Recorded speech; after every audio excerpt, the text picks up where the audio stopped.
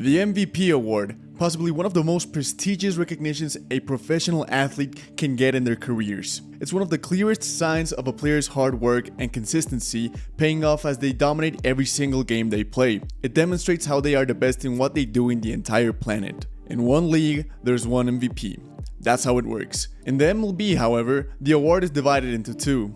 There's an MVP for the National League and one for the American League. That's how it's been for a long time now. Alright, so it's 1979, and here we have Willie Stargel and Keith Hernandez. Two greatly talented MLB players that share quite a lot of things in common. Both players played in the National League. Both players are left-handed. Both players exceeded the rookie limits, but what stands out the most is that both players actually shared the same MVP award in the same league. I'm not talking about one of them winning the National League MVP and another one the American League MVP, but both of them winning the same MVP in the same league in the same season.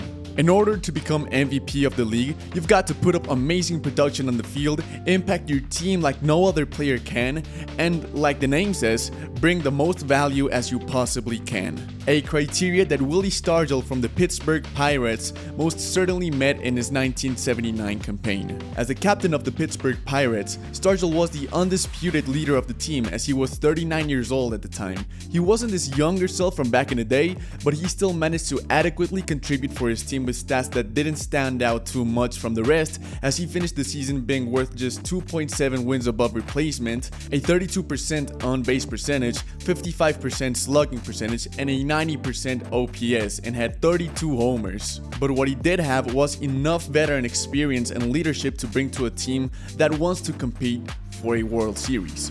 The Pirates wouldn't be as good as they were that year, even with players like Dave Parker or Kent Altuve, if they didn't have Stargel's veteran presence on the team, which was the driving force that led them to the first place in their division with a 98-64-1 record. He may not have been the flashiest or the most dominant player in the league, but he was the leader that any team would want on the roster to lead them towards a championship. But on the other side of the coin, we have Keith Hernandez, and my god, what a sensational player he was for the St. Louis Cardinals. He had a phenomenal breakout season. This man was on fire all season long. Keith was the better overall player as he finished the season with career highs in runs batted, OBP, slugging percentage, OPS, WAR, led the National League in runs scored with 116, led both leagues in doubles with 48, as well as in batting average with 34.4%, earning the batting title that year, received a Gold Glove, and got selected to the All-Star game. What a fucking unit. This season would prove to everyone in the league that there was a new superstar in the National League, as he would be one of the greatest first basemen to ever play in the major leagues. It wasn't only his offensive contributions on the field, but about his efforts in defense that made him stand out from the rest of the players and end up in the same level as Willie Stargel, as they both once again shared many resemblances in terms of greatness amongst their peers. As the season went by, the time came to see which of the two star players would take home the National League MVP. The empowering and experienced leader that Willie Stargel was for the Pittsburgh Pirates, or the absolute flamethrower and young star that Keith Hernandez for the St. Louis Cardinals was. Well, this was going to be a tight race once the voting polls opened up for the Baseball Writers Association of America, where 24 members would decide who will be crowned MVP. I'll quickly explain how the voting system and the ballots work before jumping into the selections.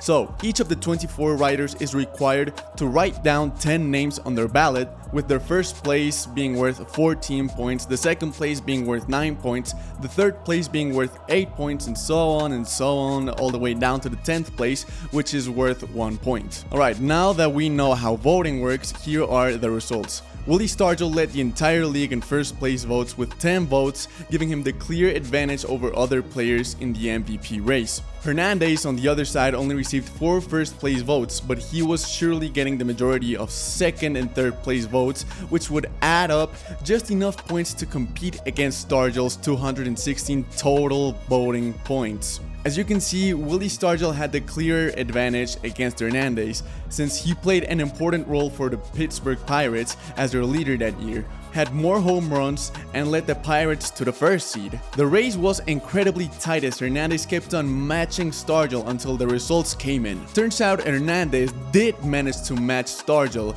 The only problem was that he literally matched his score.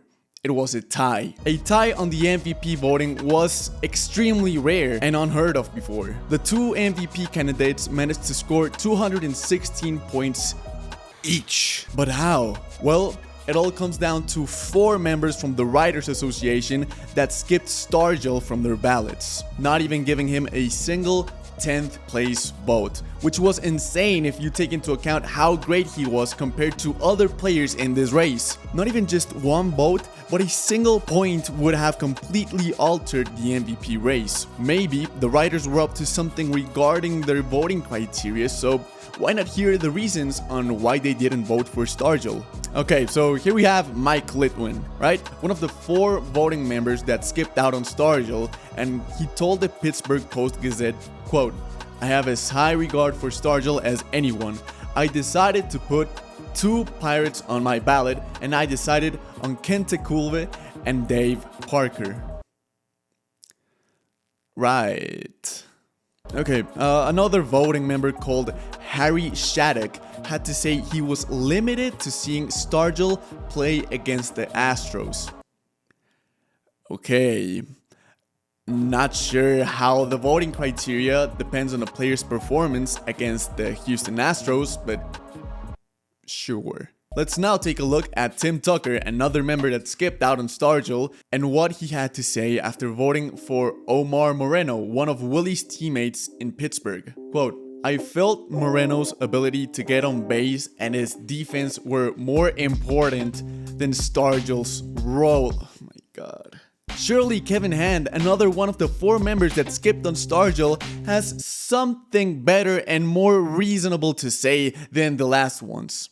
Quote, "Parker batted higher and drove in more runs than Stargell."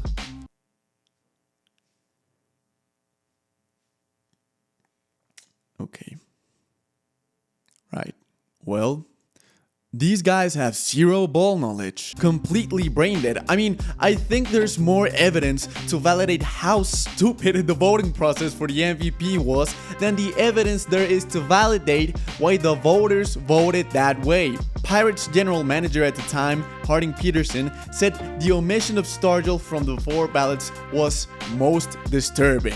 Even the secretary-treasurer of the Baseball's Writers Association said, "I don't know what some of these guys think about when they make out their ballots." I think this just gets to show you how strange and flawed the voting process was that year. This wasn't just about including Stargell in their ballots, but maybe even increasing Keith Hernandez's voting position since he was included in every single ballot, but just one single place would have completely changed the whole MVP race. But maybe each single voting decision was the right thing to do, and sharing the MVP was the right call all along. At the end of the day, both Stargell and Hernandez were amazing players throughout 1979, and it could be argued that they brought equal value to their teams, each in a different way. Keith Hernandez showed why he was worthy of the MVP, as he was the promising young star, and Willie Stargel also proved why he deserved to win the MVP as a great leader. And in spite of the postseason having no relevance to the regular season MVP, it would later on be a clear indicator of what he was about to accomplish in the playoffs. That being averaging insane batting, slugging, and on-base plus slugging percentages, and coming back from a 3-1 deficit against the Baltimore Orioles to win the World Series and the World Series MVP. A clear reason as to why Willie Stargell was also worthy of the MVP, as he competed against Hernandez's outstanding season performance. In spite of the confusion and having 2 players sharing the MVP award, both Stargell and Hernandez reacted properly. "A taste of honey is better than none," said Stargell, while Hernandez said Willie was the sentimental favorite. He was the inspirational man for the pennant winners, with a lot of intangibles going for him. He was deserving, though 40 years later, Hernandez stated in his memoir that, quote, part of me felt that Willie Stargel, superstar that he was, didn't deserve the MVP that year. Not what you'd like to hear from someone who gladly shared honors of sharing an MVP with a legendary player like Willie Stargel. You could still say some of his confusion is validated because of course you'd want to win the MVP award all for yourself. That's how it works. However, if there is something important from this MVP race that we can take into consideration, is that as many stats as a player has, you cannot quantify something as important as leadership. Just gets to show you how much value differs in something as important as deciding the most valuable player in the league.